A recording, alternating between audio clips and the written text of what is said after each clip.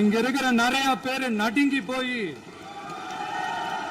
இதுல நம்ம மேல அவதூறு வேற. இப்பவும் சொல்றேன், மக்கள் பணத்துல இருந்து ஒரு பைசா கூட தொடமாட்டோம், தொடவும் விடமாட்டோம், தொட்டா விடமாட்டோம், இதுக்கு முன்னாடி தொட்டவங்களையும் விடமாட்டோம்.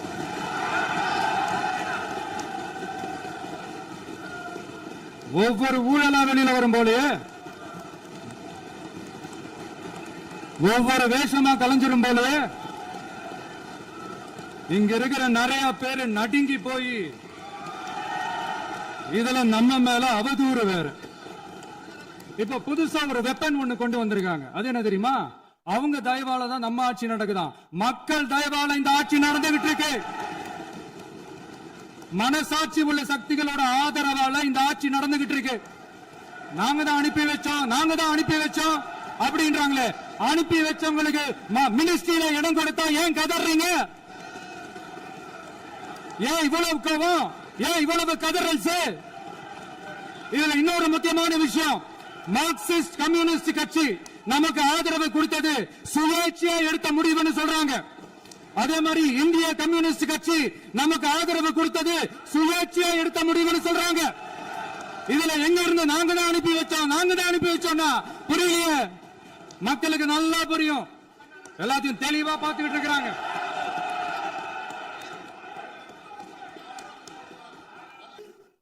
அதான் 5 நிமிஷம் பேசினதுக்கே கொலத்தூரி தாட்டம் அடிச்சு பேசுனா என்ன பண்றது? சட்டம் ஒழுங்கை பத்தி பேச்சு வந்தது. சட்டம் ஒழுங்கு சரியா இருக்கணும் அப்படின்றதுல எங்களுக்கு மாற்று கருத்தே கிடையாது. கண்டிப்பா லா அண்ட் ஆர்டர் கரெக்டா இருக்கணும், கரெக்டா இருக்க வைப்போம். அதே மாதிரி பெண்கள் பாதிக்கப்படுறதையும் இங்க யாராலையும் சகிச்சிக்கவே முடியாது. அதுக்கான கடுமையான நடவடிக்கைகள் நம்ம அரசு எடுத்துக்கிட்டு இருக்கிறோம். இந்த சிங்கப்பெண் சிறப்பு அதிரடிப்படை கூட அதுக்கான ஒரு ஃபர்ஸ்ட் ஸ்டெப் தான். அதே மாதிரி இந்த போதைப் பொருள் நடமாட்டம் அதை கண்ட்ரோல் பண்றதுக்கும் நம்ம அரசு கடுமையான நடவடிக்கைகள் எடுத்துக்கிட்டு இருக்கிறோம். அதையும் கண்டினியூ பண்ணி எடுப்போம்.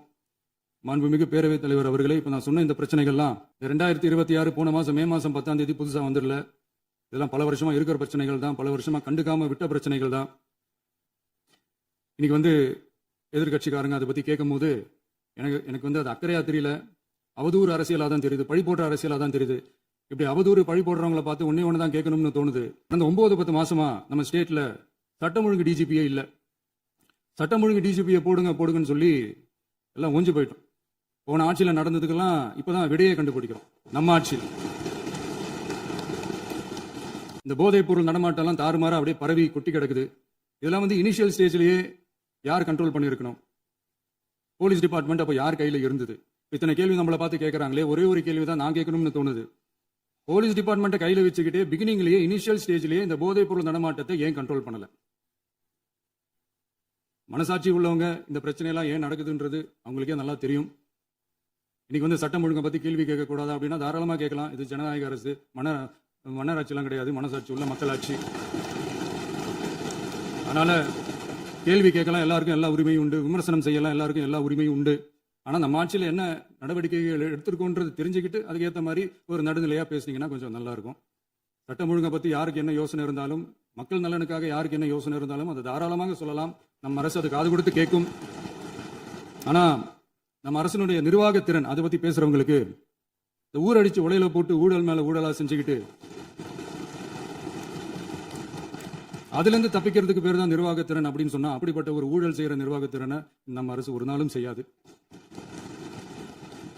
பெட்டியா பணத்தை வச்சுக்கிட்டு, பெட்டியை வச்சு எல்லாம் செஞ்சுக்கிட்டு, போதைப் பொருள் பாதுகாவல் கழக மாடல் அரசாங்கம் செஞ்ச ஒவ்வொரு ஊழலா வெளியில வந்துகிட்டு இருக்கு.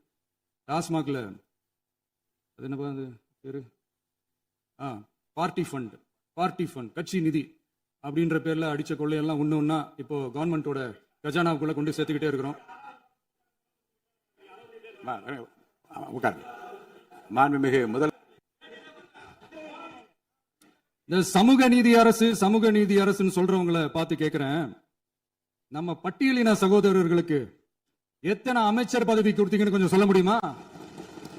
ஆனா நம்மளுடைய அரசுல 8 அமைச்சர் பதவிகள் யாருக்கு? நம்ம பட்டியலின சகோதரர்களுக்கு. எல்லாம் நம்ம அண்ணன், நம்ம தம்பி, நம்ம தங்கச்சிங்க. அண்ணல் அம்பேத்கர் அவர்களுடைய கிட்டத்தட்ட 100 ஆண்டு கால கனவு இப்ப நிறைவேறி இருக்கு. நான் ஏன் கொஞ்சம் சவுண்டா பேசுறேன் அப்படின்னா அவங்களுக்கு கேட்கணுன்றதுக்காக தப்பா எடுத்துக்காது. அதே மாதிரி பெண்களோட பாதுகாவலர் நாங்க தான் அப்படின்னு சொல்லிக்கிறவங்களை கேட்கிறேன், எத்தனை பெண்களுக்கு அமைச்சர் பதவியில இடம் கொடுத்தீங்க கொஞ்சம் சொல்ல முடியுமா? எங்க அரசுல 4 சகோதரிகளுக்கு அமைச்சர் பதவி கொடுத்திருக்கிறோம்.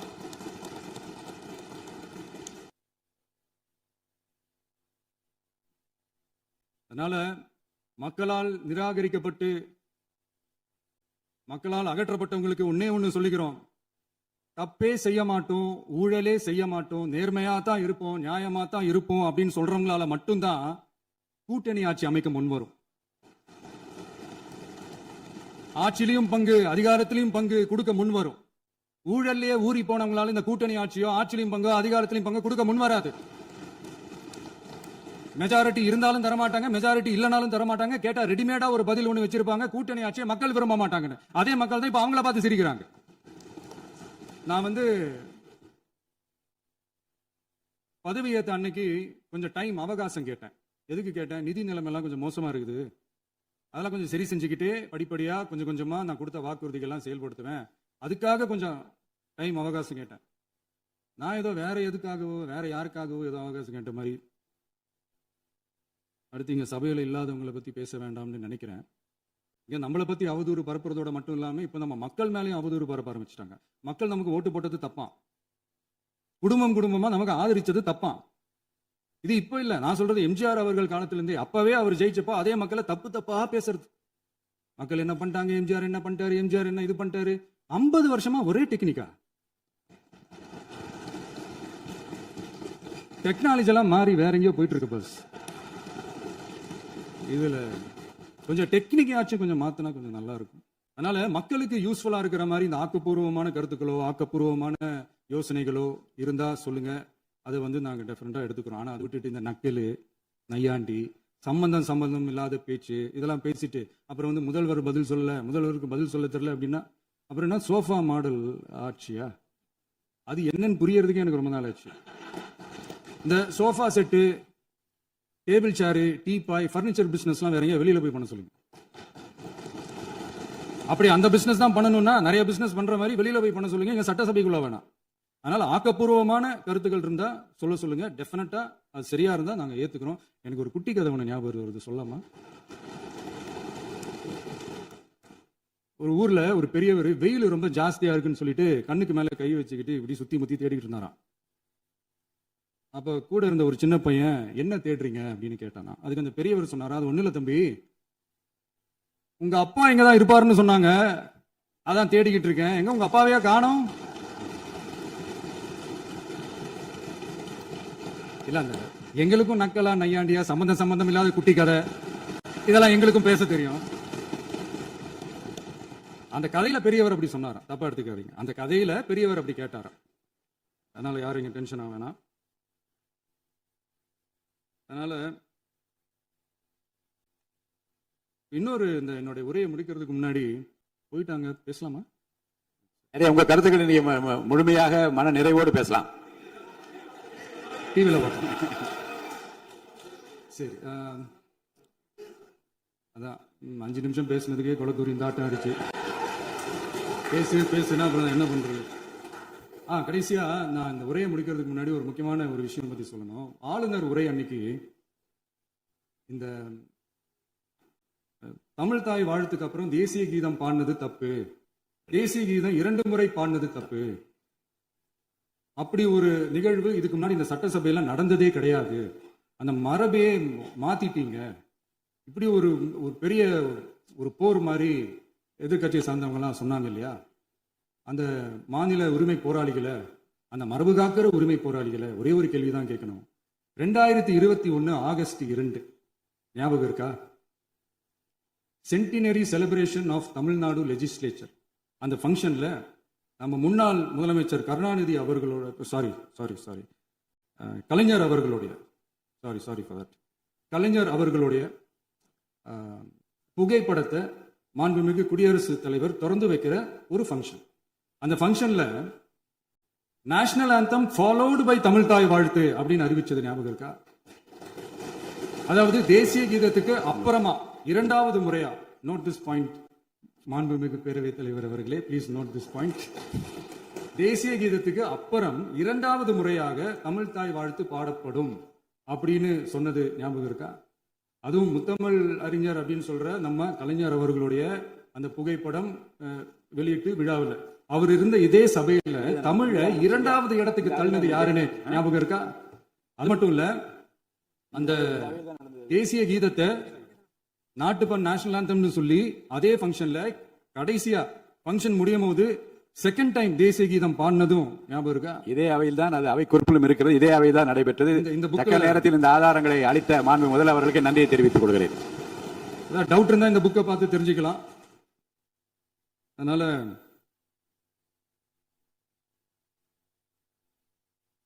இதெல்லாம் கேட்டா என்ன சொல்லுவாங்கன்னா, அது ஜனாதிபதி கலந்துகிட்ட ஃபங்க்ஷன், அதெல்லாம் அப்படிதான், அதெல்லாம் கண்டுக்க கூடாது அப்படின்னு சொல்லுவாங்க. இதே மாதிரி தான் பேசுறது ஒன்று, செய்யறது ஒன்று, செய்யறது ஒன்று, பேசுறது ஒன்று. இதெல்லாம் மக்கள் பார்த்துக்கிட்டு இருக்காங்க. எலெக்ஷனுக்கு முன்னாடி தான் அப்படி செஞ்சுக்கிட்டு இருந்தாங்க. இப்போ எலெக்ஷனுக்கு அப்புறம் அதே தான் செய்கிறாங்க. இந்த விஜயையும் சாமானியர்களின் உண்மையான சமூக நீதி அரசையும் அவமானப்படுத்துறதுக்கு தான் அவங்களோட அந்த பொலிட்டிக்கல் சீனியாரிட்டி அது பயன்படுத்துது போல. சரி, செய்யட்டும் செய்யட்டும், நல்லா செய்யட்டும். இப்போ ஆனாலும் நம்மளுடைய மாநில உரிமை, மொழி உரிமை, உத்தமபுத்திரர் போல வேஷம் போடுற எதிர்கட்சிக்கு ஒன்றை மட்டும் ஆணித்தரமாக சொல்றோம். உங்களை மாதிரி தமிழ் தமிழ்னு சொல்லிக்கிட்டு, மொழி, பண்பாடு, கலாச்சாரம்னு சொல்லிக்கிட்டு ரெட்டை வேஷம் போடுறவங்க நாங்க கிடையாது. உலகெங்கும் வாழும் என் தமிழ் சொந்தங்களுக்கு நம்முடைய உத்தரவாதம் தமிழ் தான் எங்க உயிர் நாடி அப்படின்றத மறக்க மாட்டோம். இப்பவும் சொல்றோம், மாநில உரிமையில எப்பவும் உறுதியா இருப்போம். அதே சமயத்துல அரசியல் வேற, ஒன்றிய மாநில அரசுகளுக்கு இடையே இருக்கிற நிர்வாக அணுகுமுறை வேற. இதுல நாங்க ரொம்ப தெளிவா இருக்கிறோம். அதனால எங்களுக்கு பாடம் எடுக்கிறதா நினைச்சுக்கிட்டு உங்க வேஷத்தை நீங்களே கொஞ்சம் கொஞ்சமா கலைச்சிக்கிட்டே வரீங்க, மறந்துடாதீங்க. அப்புறம் நேத்து எதிர்கட்சி தலைவர், மாண்புமிகு எதிர்கட்சி தலைவர் பேசும்போது நிறைய பேசினாங்க. அதுல ஒண்ணு மட்டும் அரசு சொல்றதா நினைச்சுக்கிட்டு நம்மளை இன்டைரக்டா ஈவில் அப்படின்ற அந்த வார்த்தையை யூஸ் பண்ணாங்க. எனக்கு ஒன்னே ஒண்ணுதான் சொல்லணும்னு தோணுது. ஈவில்ஸ்னு டெவில்ஸ் பேசக்கூடாது. அவங்க இருந்திருந்தா ஒரு ஆக்ஷன் பண்ணணும்னு எனக்கு தோணுச்சு. எல்லாரும் போயிட்டாங்க. பர்மிஷன் பண்ணலாமா? இப்பவும் பண்ணலாம், ஒன்றும் தப்பு இல்லை.